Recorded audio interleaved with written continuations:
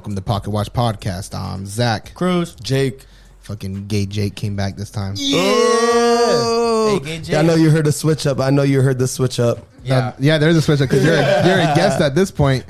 You know, show. No, don't do that. I did it last week for a Don't reason. do that. Though. He deserved it at one point. Now I think he's for like, sure. Wasn't it He too? earned himself a. Oh yeah, he was here for Kyle.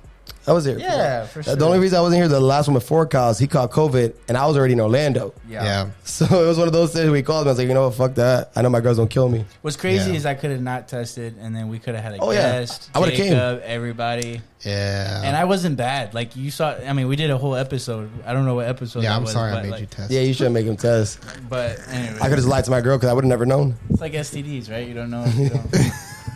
Seriously though, having that COVID conversation is like having like an awkward STD conversation. Hey, I've never had it. I've never had it, but I can just imagine like, hey, we hung out a couple of days ago, and I think you should. I tested positive.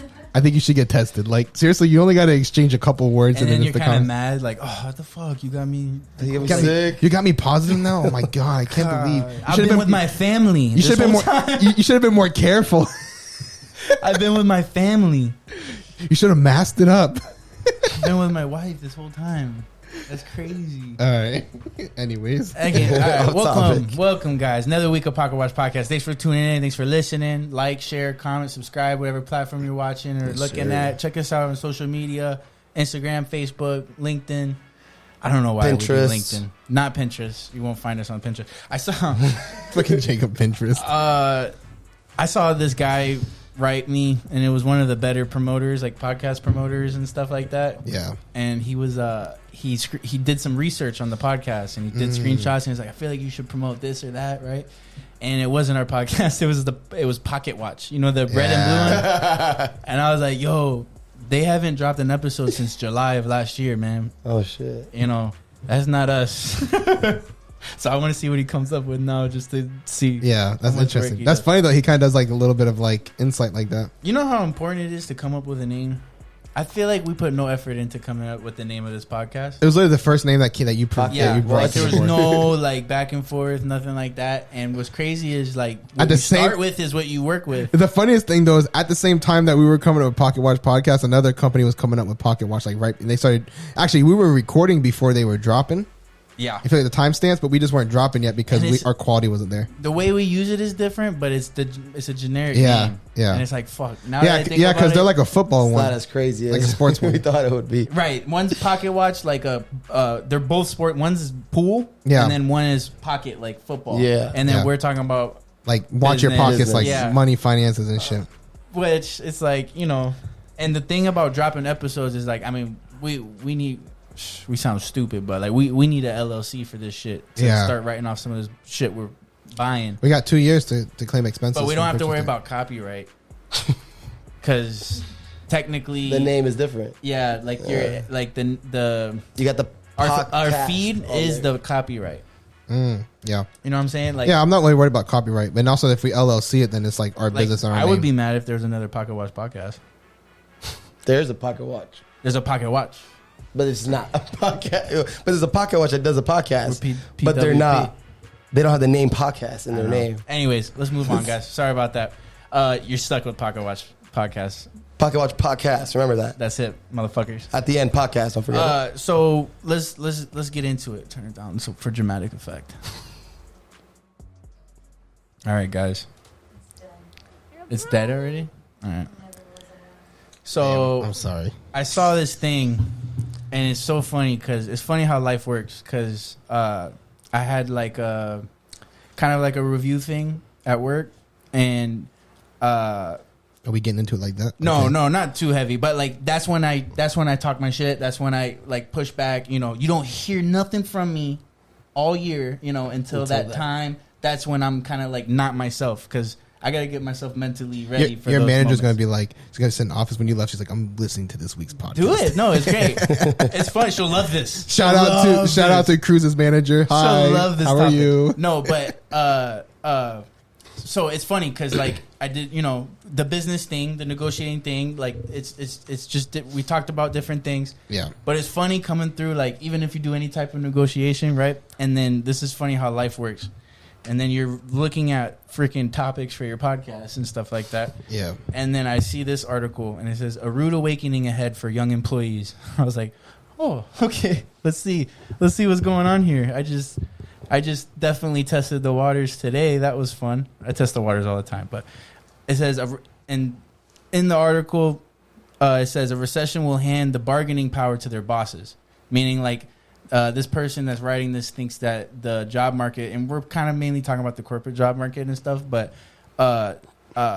is going to turn from, like, because right now, and especially in COVID, like, what's crazy is I feel like the housing market in COVID flew up. I feel like the job market, especially like in like the IT staffing area, that market flew up because the remote work, right?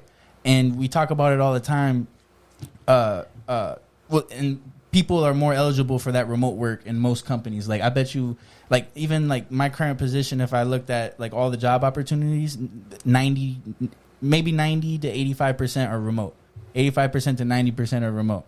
So what that means is, like, I know everybody's heard of somebody like that makes a lot of money because they worked somewhere for 3 or 4 years, then they went somewhere else and worked there for 3 or 4 years or whatever. And what's crazy is that remote opportunity is allowing people to do that without having to move, right? Like, right now it's like there's no difference, or whatever. So that's increasing like turnover rate for companies and stuff like that. So this person's kind of saying, like, back in the bad recession, you kind of made a point earlier before we were recording that we've hit a couple other recessions since. Yeah. But back in the bad recession, in 2009 or whatever. Yeah, 08. 09, yeah. Unemployment was 9.5%. And right now we're like at 4-ish%. So like they're kind of saying we're trending towards it, especially with all the other factors or whatever. And that's why they think the job market's going to start flipping that way. And then they had this story, and I thought it was kind of interesting. It's specifically in the IT staffing area, which I thought they were kind of prone to this article until I read this part where the CEO is, he has 70 people work for us. He hired 70 different people for just the IT functions and stuff like that. From India, Bangalore. So, anyways, like from India and stuff like that. And it's like Middle East. way So cheaper. outsourcing? Yeah, they're outsourcing it, and they're like, it's way cheaper, and there's like no turnover. Our turnover was like 5% this year and stuff. Yeah. And they're like, with all those factors, they can see, especially like I'm super young, but even those that started their careers back in 2010, they're saying like you've only seen upwards trending like job markets and stuff like that. Like there's been stabilized and stuff, but to a certain degree, I mean, COVID was the fucking worst. So we've seen it. The worst job recession ever in history, I would say. Yeah. So I mean, for service with the asterisk. Well, I mean, I think on a lot of different things. And supply chain. It put it so, but so that. And maybe that those after effects are going to affect companies more. Yeah. Right? Like the supply chain shit that got all backed up and the inflation. Still are. Yeah. Companies are still struggling with certain things to be able to come up. Insinuates it costs more to do business. That's where cuts start coming in and stuff. And it's like, damn, that's crazy how life works. I don't know. Like, I just thought about that. I was like, fuck. The thing is that people are still purchasing right now. People are still traveling. People are still doing everything. Yes. And it's just a prediction. There's a lot of recessions that we have gone through that didn't infect people's income, and that's one of the reasons why people don't realize we went through a recession, is because it didn't affect their income directly. Right. They were still making money. They were still able to go on vacations. They were still able to travel. They were still able to buy the extravagant purchases, stuff like that. And I feel like a lot of people only look at recessions whenever they're not able to pay, when they're struggling to pay bills, or whenever they're losing things, or they're not going to be able to go on vacation. That's true for a lot of things, right? You know what I mean? So like that's the only time people look at. That's the only time people really affects you. Exactly, and that's the thing. You know. So I feel like I forgot where I was going with that. But anyways, I feel like a lot of people are kind of like You don't think you're going to see job hiring decrease? Well, I don't think we're really going to see that, because people, as long as people are still traveling, and people are still doing all these different things, and people are still purchasing, and if we're falling behind in supply and demand, it's going to take a long time for us to even meet that equilibrium. Yeah. And then at that point, it's going to have to break in whatever favor that they're saying. You know what I mean? Yeah. So it's going to take a while for us to even balance out to where we should be. Right. Let alone for it to make a curve. A lot of the problems was people didn't want to work for a while, right? Yeah. So like there was a shortage. Exactly. But that also might go into what the problem is in the hiring side. Like later on, is because we hired all these people when we had a shortage. So like they had a little more bargaining power, and then it's like now there's no bargaining power. We're not buying. pretty much you're buying resources. We don't need to buy more. One of the things I would say too that would also render it is if they started doing like kind of like what you're saying though, like kind of like what they're getting to, kind of back it up a little bit. Something that I could see happening would be like obviously everything kind of slows down a little bit and kind of like equalizes. Mm-hmm. But now companies are overpaying for certain employees in certain roles. Sure. You know what I mean? That they weren't before. And so now to bring somebody else on board, the companies aren't willing to even offer what they were paying before. Because it's like, okay, well, you know, for example, you know, let's just say they have a position, let's just say associate to make it easy.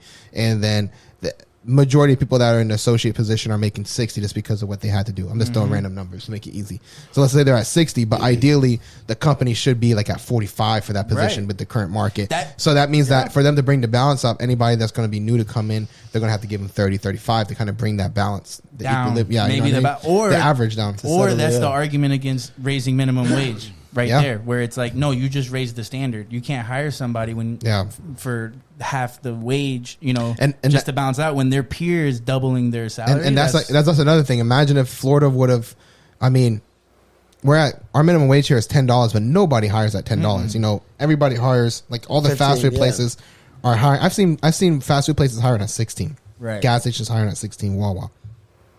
But what I'm saying is that if they would have made it 15, there is no way to be able to drop on that. No. Yeah. And so they would have to start.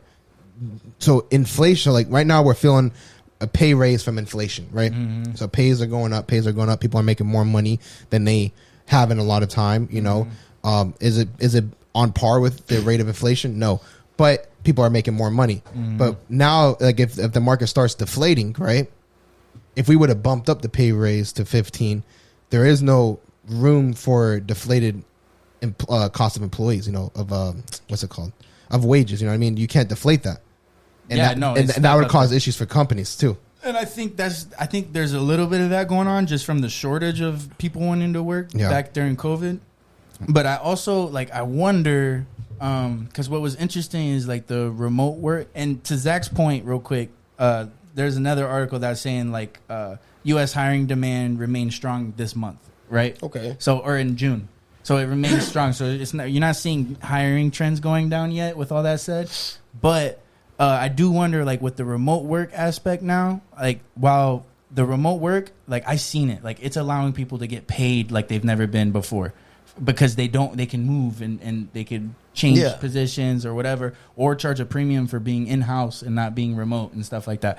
But there's a valid argument now where if you only work remote, you're not differentiating yourself from the next contractor or the guy in India that's willing to do the same thing for cheaper. And it's that's very valid, man. That can be valid, yeah. And you know what's even crazier? So I feel like I've only with that remote work thing, I feel like I've only kind of seen it from the side of we live in Florida where cost of living is not cheap, but it's cheaper than New York.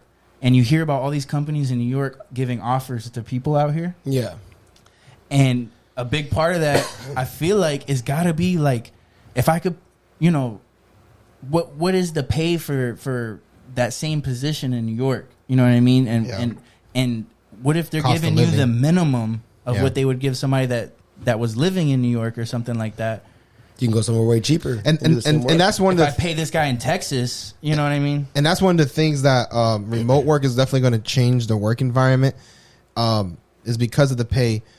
But I had a conversation the other day with somebody, and I never actually looked it up, but maybe you might know. Do you know, I know you don't do taxes, but this is the question I wanted to bring to you. God, German. Another tax question. Do you know if you do remote work, if you get taxed on where your job is located or where you're working from? Income tax on W-2 address. Yeah, because it's company. Because in the state of Florida, we do not have state income tax. Yes. And none of us here do remote work, so I don't know if any of us would even know this answer. But so if we don't have state income tax, let's say if you get hired in New York, are you subject to state income tax? Yes. You are? Yeah. Okay, so that right there's another factor on that. So whenever these companies, if somebody's coming for if you're getting hired, that's another thing you have to keep into account, because if you're getting 10% more, right? He paid New York state income tax. Yes. So the person I had the conversation with, they were saying It depends where your base office is located. Like where your base office is located. If you qualify as a contractor. No. Because a contractor it's a whole different story. I'm saying like if you're like an employee, it defines where your base location is. So not your home. Right. It would be your base location. So where is your location? Where is your hub that your company operates? Where's the headquarters that's hiring exactly. you? Yeah. Exactly. So it's based off of that. So like somebody was telling me that because of this whole remote work thing, that a lot of companies are trying to switch their companies, their hubs to lower to low state income tax and no state income tax locations and do the remote so they can kind of compete like that. But that's another thing. So like what I was getting at with that is, let's say you're getting a 10% raise to work for a company in New York. You have to factor in the fact that now you will be paying New York state income tax if their hub is in New York. Yeah. So if you get a 10% raise, but I imagine New York's state income tax is probably 10% at least. Just no, 10% is not worth it. No, I would say you'd have to make. I would have to. And this is bad math, but I feel like generally it's right. If you make 80 in Florida, you would need to make like 120 to move to New York. That's a 33%. Yeah. That's a lot. Yeah. That's a 50% increase. Cost of living up there is crazy. It's federal state city in New York. Yeah, so you're getting that's the point I'm getting at. They offer other things, but I mean, but my thing is, so like I did hear about a lot of people that are getting crazy offers for Florida, right? But then they're paying that tax. But it's still, for the most part, if you stay living where you're living, cost of living you make out right, because though even if you lived in New York, you got to get those taxes taken out and still pay cost of living. So they're still kind of adjusted for cost of living. I'm sure you're going to be getting depending on how you're negotiating it, you're probably getting the minimum of that, knowing where you're living and stuff like that. Shit, if that's the case, let's move to New York for a month. Then move back. Bro. And I bring that up because there's another article, since we're talking about remote work. So remote work is turning Williamsburg into a New York City shopping mecca. Williamsburg is somewhere in Brooklyn, I think, or something like that. But how remote work changed Williamsburg, which is like a little town in Brooklyn or whatever. What they said happened was a lot of the office spaces around there left because of remote work. Yeah. And they turned them into like storefronts, like retail storefronts for whatever respective company. Like a lot of those businesses did that. And it was like compounded by we're cutting down on fixed costs, like the brick and mortar stuff. And we're and what the remote work is doing is it's making people go out more. Because if you're at home all day, you want to go out more. Yeah. So people are actually going out to eat more and doing stuff like that because of the remote work. So it's actually like popping the city. Like, so now there was like a lot of business there, and they kind of repurposed it for like shopping and stuff. And all the business is still there. They're just in their suburbs or whatever the case is. And it's kind of and they said on top of that, like not like close to the house. Yeah, like close to the vicinity. So these people would otherwise have to go to the city. They're like, nah, like the loop for Kissimmee, right? Like every city's got their little like little street stuff, their little mall or plaza. So it's like a mall or plaza, or like a bodega. But they're no, like here I mean, honest, like it's like malls and plazas, just like little bodegas. Not everybody lives in the hood, Jacob. Loop. He said Brooklyn. I mean, I don't know. No, not everybody lives on Brooklyn's bougie now, like you. Is it?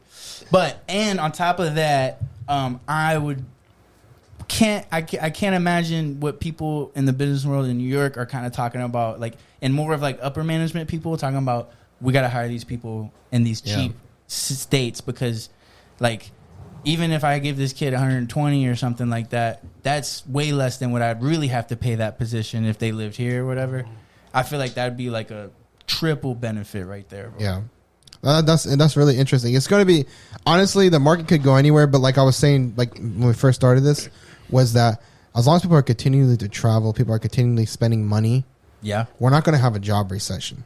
Right. It's not going to happen because you're going to feel the job recession. Would you feel at the bottom or the top first, you think? Job recession? You would feel at the bottom first. Exactly. So if everybody's going out and still buying stuff, still spending money to go on vacation, get out the house, that's gonna enforce the jobs more. Yeah. And that's what the problem that we're having right now is that the lower jobs are struggling to maintain people because everybody's leveraging everything out. Yeah. You know what I mean? Yeah. And I don't foresee that happening. In the average, and in the U.S., the average recession only lasts 10 months. Right. You know? Right. So they got to get their shit together. Because you're going to tell me this market's not only going to stabilize, but it's going to flop in 10 months. Yeah, no. I don't think so. I think we might see it start slowing down and going back to what it was pre-COVID, but I do not think that we're going to start seeing it lose. I think that was just a guy that's just taking a hop on. Personally, for me, that's what I think. But I mean, who knows? Do you guys think you could do remote work? Fuck no. Yes, I could easily do remote work. Yeah, because for me, you kind of do that anyways. Yeah, to a certain degree, but I would happily be able to do the remote work and be able to go out and do my own thing. Yeah. You know, because like for the most part, I mean, up until just recently, I was at home all day long doing my stuff, making phone calls, doing everything I was doing, and then I would go leave for an hour, come back home all day long, leave for an hour, come back. I was leaving my house maybe for like 4 or 5 hours a day. Yeah, and I was doing everything else at home. Yeah, you know, don't get me wrong, I was going out doing grocery shopping and doing all that other stuff too. Getting my car clean, all That's these the other things. one thing that I feel like people can't deny, and I feel like you told me this earlier, where you think a lot of people are going to be way more contract based, or you said somebody you were talking to. No. So I read an article like 5 to 7 years ago, and it was talking about how it truly believes that Florida is going to, well, not Florida, United States is going to move to like a 1099 subcontracted market. They're saying that majority of employees, besides like not talking about like fast food workers, like the low skill jobs, I'm saying more like the higher up skill jobs. They're saying that they're going to specialized or higher up. Yeah, exactly. Yeah. So like, they're saying that those are going to turn more into like 1099 subcontracting jobs. And one of the reasons for that is because they're saying that on the consumer side and the business side, it would make more sense. And it broke down into it because the businesses wouldn't really have to pay for like, you know, all the benefits like that. Mm-hmm. I mean, but they would have to pay you more as a contractor, right? Mm-hmm. And you as a contractor would have to decide. So if you wanted to take 6 weeks vacation, you would budget for that, right? But the thing, the pro for that would be is that you could utilize the tax deductions as a subcontractor, and therefore it would lower your overall taxes for the year. Because honestly, man, for the most part, you can deduct a lot of shit. And if you're working from your home, like for example, the remote work. If you're working from home, there's no reason as a W-2 employee that you can't claim half your house payment or some portion of your house as a deduction, because you are using that as your office. You are using that as a business. That's my point. And yes. So like this happened years ago, way before COVID. And now that I see COVID, I see all this remote work. It's just making me think more and more. Tenant. That's going exactly. It's just making me think more. It's going to reinforce this because now people are at home. They're upgrading. I mean, some companies are providing the computers for that. Yeah. But not everybody's using it. People are going and buying better quality webcams. Contract and provide computers. Exactly. Yeah, that is true. Yeah. You know, that is 100% true. Yeah. And there's so many different things that you could do. But I think one of the biggest factors that's really holding this back, which I told you, is that one of the criteria that I think, I don't know if it's federal. I'm pretty sure it's federal, that the federal government has for subcontractors, is that a subcontractor, the company, the hiring company or the contracting company, I guess you could say, cannot set a schedule for that individual. Right. And I think that's one of the biggest factors that's limiting companies going to subcontracting. Well, but like I said, there are companies like, for example, Uber's probably one of the, like I just like I told you, Uber's probably one of the biggest subcontracting companies in this whole United States, I would imagine. If not, it's probably the most well known. And they do incentives and they do like promotions and stuff to get you to come online during certain time. So, you know, they'll say from 4 to 6 o'clock, we're going to give you a $2 bonus per ride. And that makes you want to work. This is when you should work. Exactly. Yeah. It makes you want to work that 4 to 6 for the bonus. So we kind of do that too, where like, but instead it's like, we're going to give you a budget. So here's your hourly rate. Here's your week, but we do a weekly budget. Meaning, like, we need production from you weekly. Yeah. You know what I mean? Like, it can't be no, like, 3-month contract. We'll see, let us know when the job's done. Yeah. We do a weekly 20-hour budget, let's just say. So then it's kind of like you're incentivized. You got to work Monday through Friday at some point. You know what I mean? You're not just going to do 20 hours Saturday and Sunday. Yeah, you're going to have to. You're going to have to budget. To your point, it's like you got to incentivize it without putting a schedule or whatever. And the great thing for businesses is that it ensures that the employees are staying productive. Because if an employee's not being productive, it's a lot easier to let go of a subcontract company.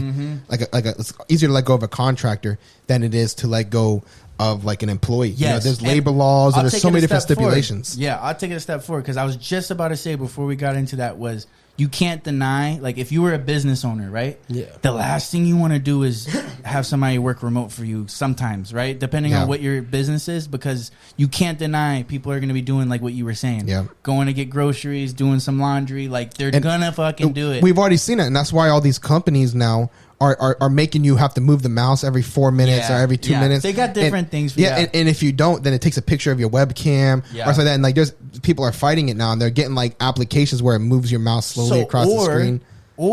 And this was the craziest thing to the future is definitely going to be contracting work. 1099 employee. And the article that I read, by the way, it was saying by 2030 is what it was what it was estimating. For sure. So we still have a long ways to go from what it was saying. Here's a win-win, and it depends on the role and what you do.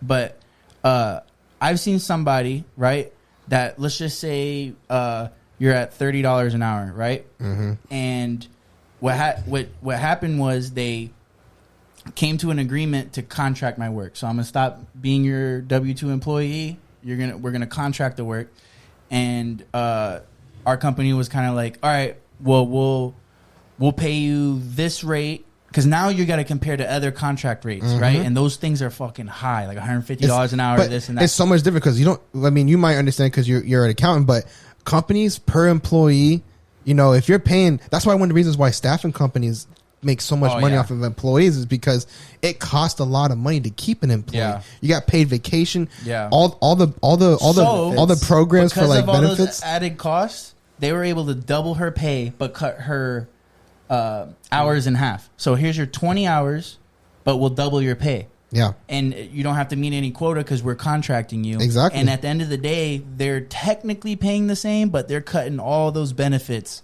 out. And then she is kind of technically getting double the rate, right? So what does she do? She was going through something, so she kind of like took advantage of 20-hour weeks, getting technically the same pay, right? Yeah. And then now has another 20-hour contract. Yeah. So now she's got her 40 hours a week done, probably double. Now it's like if that was already the same, now you're doubling your pay. And it's like you could do that. Who's to say that's how hard you work? And that's like that's another thing to add on is like it's easier for you to be able to have another contract going on for various things because some contracts might be performance based versus time based. Yeah. Like, okay, depending on what you do, what you do. Like, for example, if you do like a let's just make it easy. Her role was perfect for it, right? Like she's a coder. So it's like you're not talking with people, you're not trying to get buy-in on projects or whatever. Or so like a good way to do it would be like maybe like a customer service phone call person. Okay, you got to answer or you got to be available to answer at least 5 calls an hour. Yeah. You know what I mean? So like, like to say, okay, once you hit your 5 calls an hour, you're good. So you can work for this company 5 calls an hour and maybe find like a by availability type of thing. And you can just log on whenever you want. That would be a crazy market. It would be really fucking cool because then it's kind of in your hands. You just negotiate the rate and the time spent, and then you just budget out different jobs. But they kind of have that right now. But the same thing. One thing that scares me with it though, they have that right now. No, but I don't know if you know about the app. There's like an app called Gig Worker. Yeah, Instant Work. So Gig Worker. So it's like you can go on there and there's actual there's actual companies out here who just pay you for one day, contract you for 12 to 8, and that's it. And they'll pay you exactly this rate. And I would need some stability though. Right? Of course. I ain't doing no day contracts. Like you got to give me like for the next year, 20 hours, this rate, boom. So I could plan for a new contract if it's not feeling right. Well, there's risk there. That's why. There's pros and cons to it, and that's why you got to make sure you know what you're doing. But you could get cut easy. Yeah, but that's great for companies because you don't have to hold on to that straggler of an employee anymore. If something is win-win, and if it feels like an obvious win-win on both sides, it's got to start trending towards that. One thing that scares me is that, and I've learned this being in business for myself. Right. I've learned this being a contractor because technically what I do right now is I'm a contractor. Yeah. Title companies contract me out per signing. You're exactly that. So one of the things that do scare me in this industry is that a lot of people don't know how to hold their value. You know what I mean? And so like, for example, I usually get paid $125 to $175 per signing minimum, right? Sometimes to fill my schedule, I'll take $100 signing, right?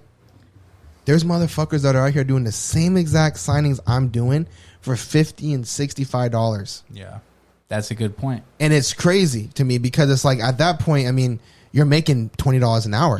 That is a con. Like you're no longer working off of your salary. Mm-hmm. You're more constantly, but like market based. Is it working for him? Is his clientele base huge because of it? Because I know people who undercut in commission for real estate who got a shit ton of listings. The thing is though, bro, this guy's got to work 8 hours to make what I make in 3. Right. Okay. So this guy's killing himself. Yeah. And I'm not saying guy like a specific person, but this guy's killing himself to make what I make, which is fine because my quality will speak, and you know, like I know what I bring to the table. But there are some companies that will be willing to take that cheaper option. Yep. So it's definitely going to be really, really interesting. Now, to say that doesn't happen already would be wrong. Yeah, it is happening, right? Yeah, because you know, there's a company will pay somebody. You know, you come in and the company's like, oh, we'll give you $10, and one guy's saying, fuck it, that's great, and next guy's saying, no, you got to give me at least 15, bro. You know what I mean? So it's already happening to a certain degree. But I feel like on the contract base, I feel like it's going to be felt a lot more. Yeah. And that's something that I've noticed is because... Especially, too, like, I don't know, my aunt told me one time that she was like, I think, you know, like, the next generation, like our kids, or maybe our kids' kids, people are going to be trying to go to school and stuff for the trade work stuff, just like people are going to school for IT and accounting. Yeah. It's already starting. And because she thought that IT and accounting was going to get really oversaturated because that's like what a lot of people are trying to do or whatever. Yeah. And I could see that happening. And if you go contract based, now it's like now you got shit ton of competition. One thing I will say for like the tech side, and there's a need always though. There's always going to be a need, and at this moment in time, we're just touching the surface of technology for sure. And so I will say that the market's going to get saturated, but I don't think it's ever going to get oversaturated because I truly believe the demand that the tech market is going to grow faster than any amount of employees can. Yeah. One thing I will say though is I really do think that we're gonna see just continuation of more and more outsourcing to other countries for it. My brother, I mean, you know, my brother has a company where he builds web applications and all these different things, and he outsources the majority of his stuff. But the thing is like I was telling you, this is another reason why I don't think that we're going to see a crazy flop from what the article you were reading is because he told me that over the last year, just 1 year, over the last year, that he's seen the contracting prices over in India triple. Mm-hmm. And the thing is that even though there's people in India that do it cheaper, all those people in India that do it cheaper, they work for a company. Yeah. And those companies know that they can charge more. Yeah. So these companies have their contractors. Yeah. But they're the ones that are negotiating the prices. You're not talking to those contractors. Yeah. And that's one of the reasons why I don't think we're going to see a massive gap. If there's a way to be able to get the contractors independently and network independently with the contractors, but that's more it's really hard. More risk. Yeah. It's really, really hard to find those good contractors. You know what I mean? Mm-hmm. Versus you go to a company and they have a plethora of them all. You know They're what recruiting for you. Exactly. Yeah. That's like your independent signing versus the NSA thing. That's exactly what it is. Exactly 100%. That's what it is. Versus going through like a signing service. 1,000% what it is. Do I want it to pop up and I pick where I go or whatever, or do I want to work for it? Now I got to market and try to, you know, and that's different. But I think the opposite would be that, like, that's one. There's more pros. Now you're the one benefiting off of that, you know. But it's harder to get the clients. Yeah, and you got to have that foresight. Yeah, you got to be checking what the market is and stuff, and making sure you're not undercutting yourself. No, 100%. And I just don't think that I don't think the market's going to change. And I feel like that's easier. Like I feel like you're independent versus the service. I think there's a bigger difference there than like if I were to try to remote contract. Yeah. Like it's going to be easier for me to find out what the market price is, and you know, it's not that hard to, you know. Well, you see too, man. That's like one of the things that like is definitely drawing me away from signing services, man. Signing services are just getting cheaper and cheaper and cheaper. And like I get these notifications on my phone, and the worst part is like I get these orders sent to me, and I'm looking, I'm like, $65 for a purchase, $50 for a purchase. But you know what the craziest part is? I get sent that, and I just click on it to like, oh, I wonder where this is located. Just to kind of like get information. I click on it. It was sent to my phone a minute, 2 minutes ago. Somebody already took it. Really? And I'm like, wow, bro. You guys are taking $50 signings, $65 signings, bro. how are you making money at that point? It's crazy. At that, if you're making that, if that's what your price is, man. If that's what your price is, bro, you are 1000% going in the red. Then riding a bicycle. Yeah, it's blows my mind. But or a moped. That's one of the things that does scare me with like going contractor. Contractor industry, because I mean, are there still companies that are willing to pay the right price? Yes, I like it though, because like me personally, I'm not a risky person, and that's why like I hate hearing about these millionaires and billionaires and stuff, because it's like fuck, I will never have the balls to take the risk they took. You know, because that's just not my personality. Something that you said that was funny to me was that you're like, oh, I gotta have some type of security, bro. That's one of the things, man. In contracting work, my whole life I ain't never had no security. But I think contracting work, life, it is what it is. Contracting work is just risky enough that I would be okay with. Yeah. Right? Like doing contracting work is a little different than taking out $200,000 out of your mortgage so you could get $1 million loan to start. But that's how you become a millionaire, billionaire. It's true. Certain things. Yeah. So that's a different risk tolerance for me, and that's what sucks is because I'm like, I can never do it. But like he said before, what if trade work gets to the point where it's like he said, he's right. If it's undercut and all these people are accepting it, and then you're fucked for the day. You can't find. It's getting tough. Like my industry right now, bro. I'm looking at these things like I almost don't even touch signing service. There's only probably maybe 5 to 8 companies that I work with on signing services because they haven't dropped their prices. But everybody else, man, everybody in the industry is this. I feel like they're playing a game of who can go the lowest, and people will still accept it. And it's mind boggling. It's getting to the point now where like some companies, like, and the funny part is whenever I get these notifications, I always click on them. And I always, because like if the job's not taken, I counter back and say my minimum is 100. My minimum is 100. My minimum is 100 for these $65 offers. Sometimes I'll even 150. Like for example, July 4th, I got a couple of them on Monday. My minimum today is 150. My minimum today is 150. And these companies, man, a couple of them actually responded like, "Oh, we don't pay that anymore. I'll remove you from our list. Please stop texting me if you guys are not willing to pay $100." Get off my list. Don't text my number. But it's scary though, because what if it gets to a point where it's like, fuck, like every single company follows suit. Not every company, because it's not gonna be everyone. It's not gonna be everyone. But you know what though? The people that are accepting those ones, they don't know their value, which means that they don't know what they're doing in this industry. Of course. Now you might get a couple of really good ones just because they're desperate. But that's not long. But I feel like they're fucking you. That's not up. long term. But they're not fucking up you in the actual business, because you could be profitable if we all were accepting like 90s and 100s. But if we got like 80 of us accepting 40s and 20s, and only 10 of us accepting 100s. In every way, when you're in business, that's business, bro. I mean, it's business, but it's gonna affect you ultimately. Everything affects your area. I know it affects me too. It's like if the next person, if nobody ever negotiates, and I'm the only one, I'll be the dickhead. Yeah, and you're like, what's going on? But luckily, that's not a thing. Or the person next to me is just as good as me, but they're never going to ask for a review or never try to fight for more money. It's like, well, fuck, this is making this kind of hard. You know what I mean? Like I look like a dickhead. Same thing with real estate. It's like those percentages, those commission things are compared. Oh, you know they are. I mean? And it's like, people offering 3%, 2%. You talked about it. Like you would go take a bunch of contracts for 1%. It already happens in real estate too. Yeah, they know it does. It already happens in real estate. We've had people on here. Brianna even spoke about it.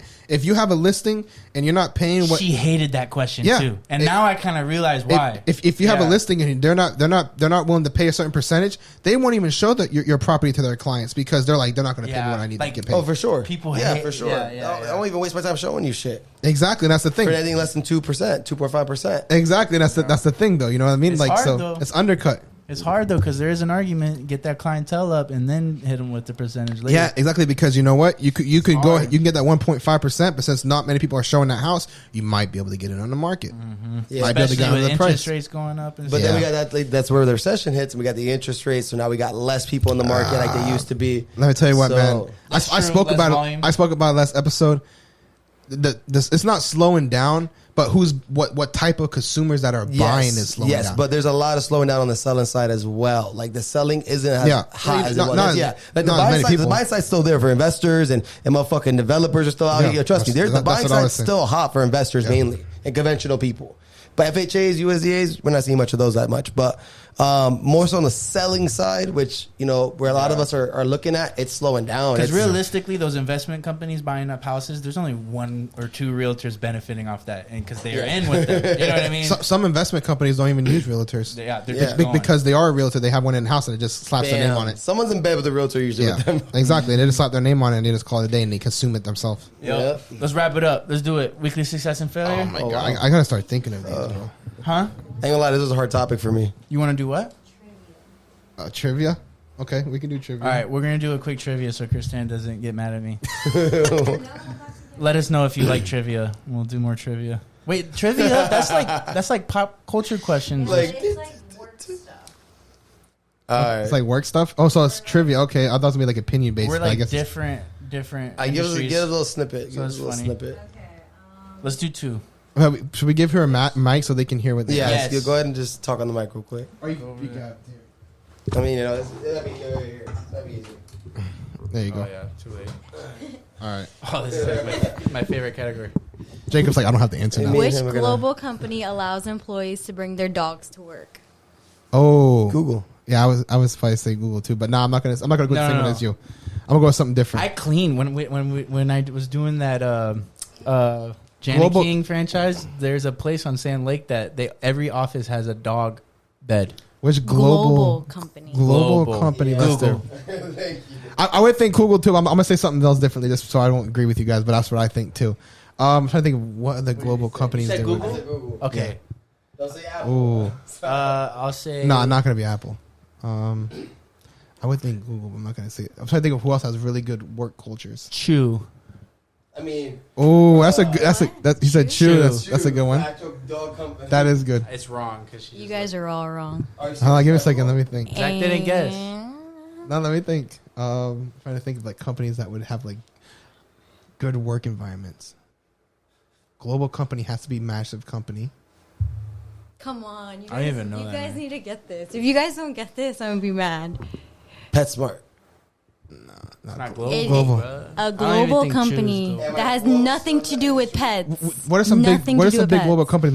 My mind's throwing a blank. Walmart. No.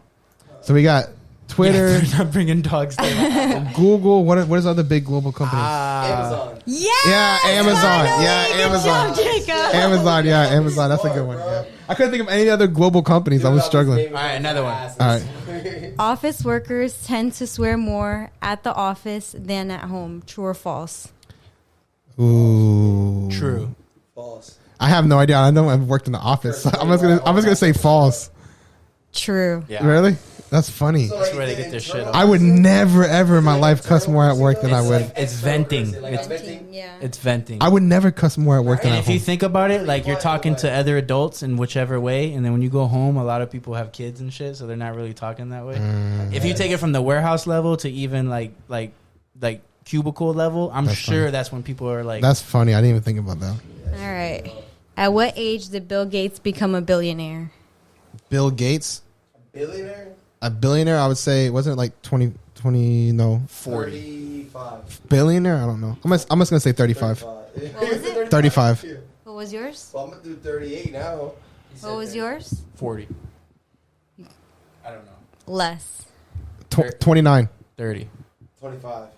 31. 30. Wow. Nice. I said 35. I was close. Nice. I only Alright. got 6 more years. Bankrupt was Last the one. first. Was the original name of which company? Bankrupt? Bankrupt. Oh, sorry. This does not say bankrupt. Backrub. Oh, Back rub? Backrub was the original name of which company? You hitting us with something. back rub. Oh, was it Vicks? I don't know because it's called vapor rub. Maybe I don't know. Oriental massages? No, I don't know. You guys, Dove. no, it has nothing to do with the backrub. So thanks for Is it an the actual company? great question. You guys have already said this company. Amazon. Walmart. Yes. Walmart. Google. Google was back rub. That's what it says. That's weird. See, I And guess it's all back the rub. first name doesn't matter that much. Yeah. I think that's better. Maybe All right, we- last one. A Ponzi scheme is the formal name of what sort of fraudulent scheme? A pyramid scheme. Yay. No, everybody knows that one. That's it. When your Ponzi ass bitch. You got any more or no? All right, let's go. I got more, but No, weekly success and failure. You know, let's see if the audience like it. Let us know. I'll go first. Weekly success and failure. I'm gonna just keep it simple, man. Weekly success. I'm staying on my shit. I'm staying motivated. Discipline matters more than motivation. We had a episode about that a while back. I'm staying disciplined. I for some reason I kind of realized that this past week, where discipline gives you motivation when you don't have motivation. You know what I mean? And it's so true, where that consistency matters more and it develops that motivation. And then my failure is gonna be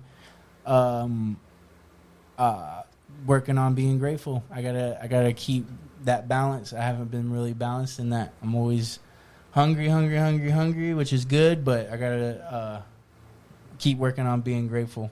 Mm-hmm. Go ahead, Jacob. My success is that I made a good dinner yesterday. Hey man, the little things, right? The little things, right? You know, made some fajitas, you know, with the sauteed peppers and onions. It was the quesadillas, you know. Yeah, it was fucking good. That's great. No, but my success is that failure. I'll take that, bro. You take that? Yeah, man. It's that I'm just grinding, still doing what I need to do. Failure would be, man, I'm fucking exhausted. Yeah, that's my failure. I feel like, I can't. I guess I'm draining myself so much daily that I'm just like brain dead. I'm just tired. Like right now, I just want to go home and lay on the fucking bed and sleep. Like, yeah. So yeah. So I feel you, bro. That's a failure, bro. This podcast sometimes adds to that too. Don't tell me about it, bro. I know. Because what time did I leave here Sunday? Yeah, right. And guess what? The video that was exporting while we were waiting here. Nope. Got home. Guess what? Had to export again. And when that was done, guess what I had to do? Got it too. Guess what though? I had to upload, and guess what? Halfway uploading, while I was literally brushing my teeth, going to lay down. Computer crashed, so I had to start the upload all over again. That time I went to bed like at 3:30 on Sunday. Yeah. Fun times.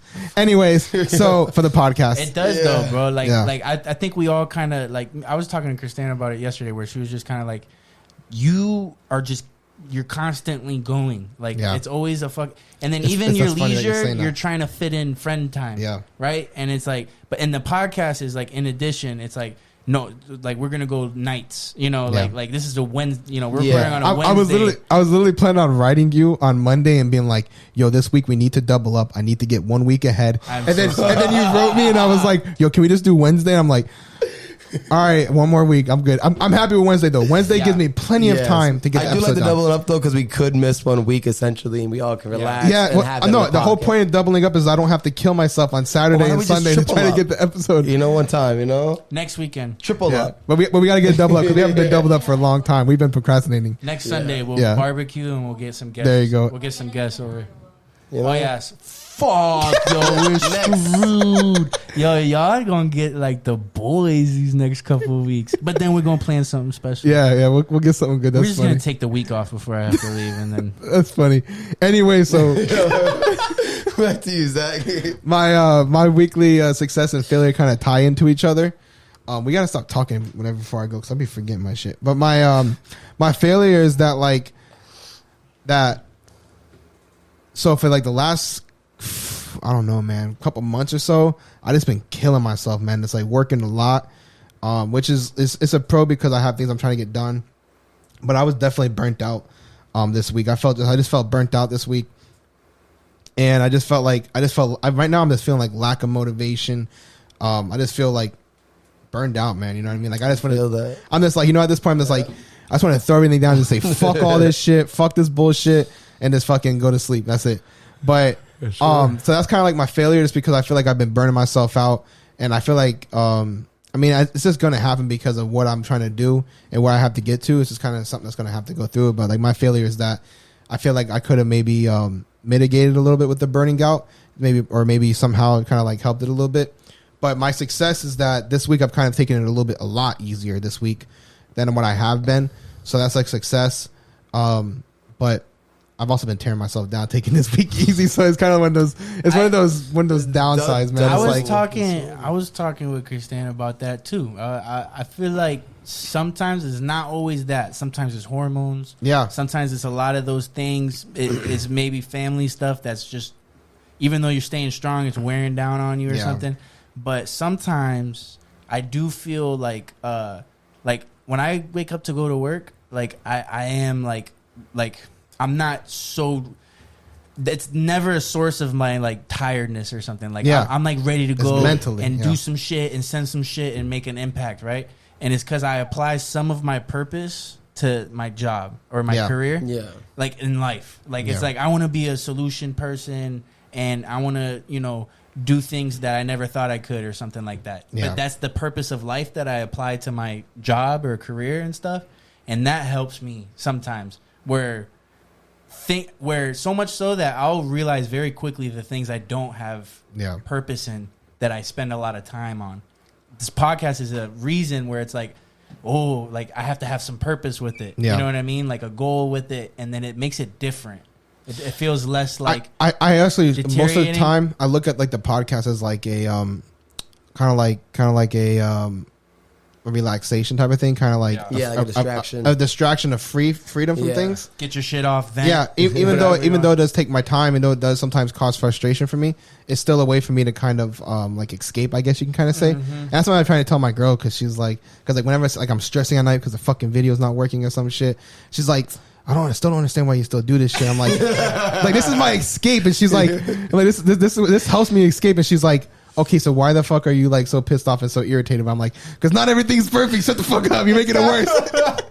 It's not easy. But it's just one of those things. Yo, shout out to Zach, bro. But it gets tough, and man. And then Cruz texts him in the early, like 7 a.m. in the morning. Yo, what's up with the upload? Is the upload good? Zach's like, bro, the last couple weeks I've been struggling, bro. The last couple weeks I've been up since like easily past 2 o'clock in the morning trying to do the video, bro. We've been doing it Fridays and Sundays and stuff. That's and I have to like the flip around. The problem lately has just been the upload, which I'm hoping on the 15th, I believe, or the 20th, something like that, I get the fiber optic, so the upload speed should be 10 times faster. Yes. So I'm hoping that, because that right there is what kills the time, man, is the upload speeds, and obviously the videos is randomly.